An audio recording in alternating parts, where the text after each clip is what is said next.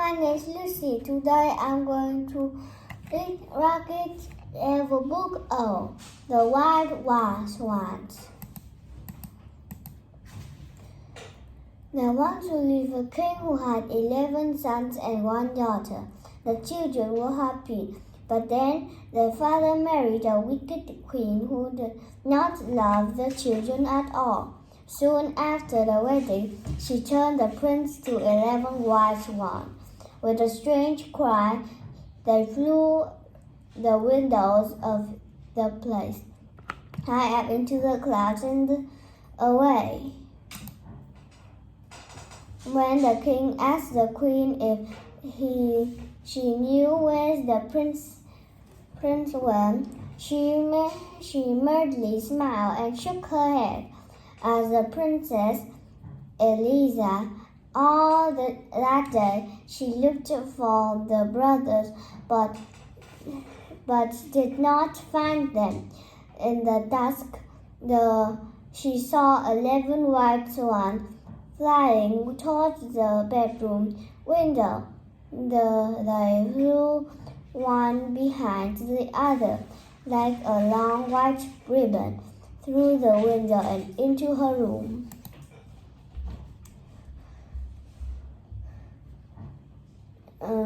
As the sun set, the feather of the swan fell off. Eliza's 11 brothers stood before her. As long as the sun in the sky, we brothers fly out and would as white swans. And they ordered each night when the sun sinks, they were regained for human form.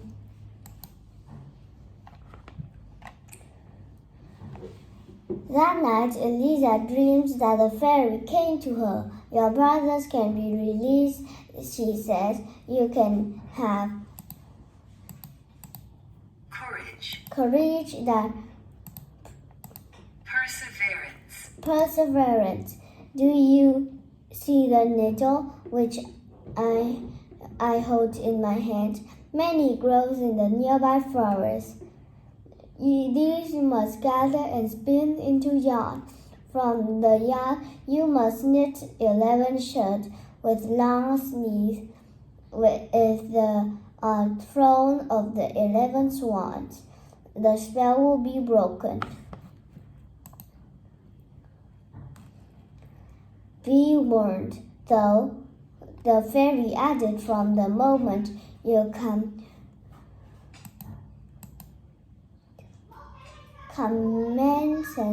your task until you is it finished. You must not speak. The first word you uttered will kill your brothers. Their lips hang upon your tongue.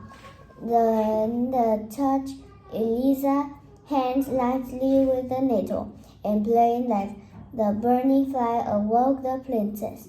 Close by her lay a needle like one she had seen in her dream. It was broad daylight. Eliza's brother had flown away. Eliza went forth to begin her work. She went to the forest and gathered many needles and burned the blizzard on her hand. She spun the yarn.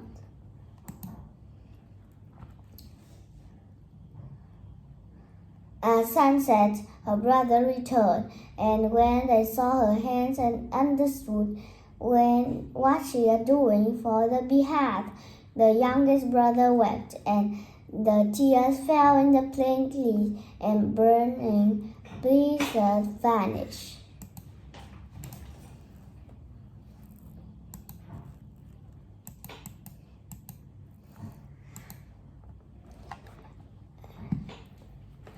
Eliza kept to her work each day. She plenty knit one shirt after another. When she needed more yarn, she gathered more burning needles and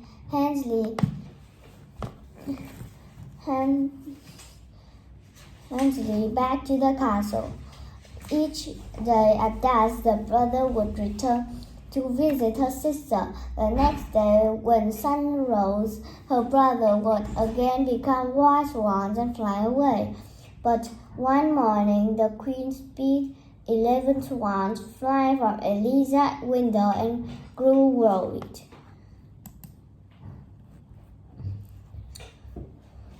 The next morning, she crept to Eliza's room just at dawn. Before the swans could fly away, she threw a giant net over them. She had meant how the swans to the dark, dearly sailed deep in the castle dungeon. When the sun set that day, no one could hear the human cries. Eliza found them, though, to continue her needle in the dark night outside the cell door.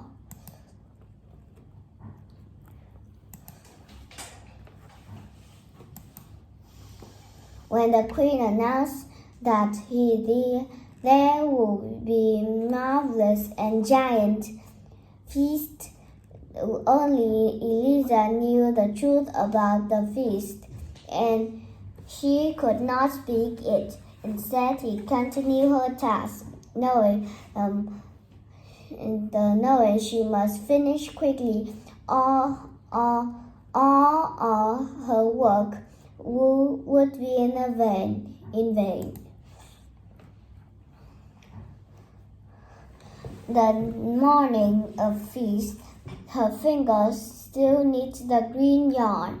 10 shirts lay in a pile of her feet outside the brother person's shell.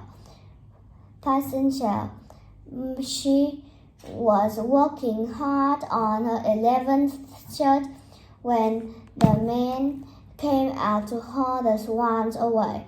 As the queen unlocked the cell door, Eliza threw the 7th shirt over the swan.